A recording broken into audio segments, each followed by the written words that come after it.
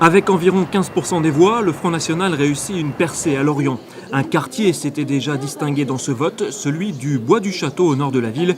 C'était au cantonal en 2011. Le FN avait recueilli déjà 15,39% des suffrages au premier tour. Cette fois, il a obtenu 15,46% en troisième position. Joëlle Bergeron, la candidate FN à Lorient, croit pouvoir expliquer ce relatif succès. Ce sont les gens qui ont peu de moyens financiers et qui se sentent un peu abandonnés, qui sont sur nos listes et qui votent pour nous.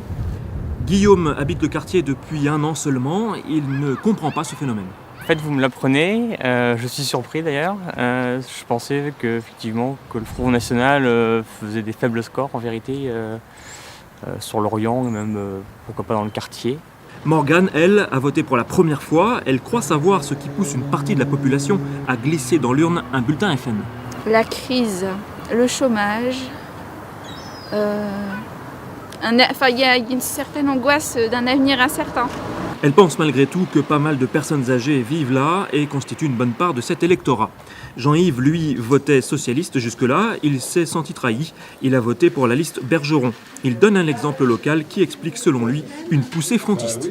À l'Arsenal, le problème qui se produit, c'est le remplacement des travailleurs qui sont remplacés par des travailleurs qui viennent de Roumanie, de Pologne, de Lituanie. Et des gens, quand on leur propose des contrats, on les divise par deux et on leur propose de travailler pour des sociétés italiennes ou d'autres sociétés. Et c'est pas pour travailler à Rome ni à Pise, c'est pour revenir travailler à la DCNS. Le Front National à Lorient se maintiendra au second tour.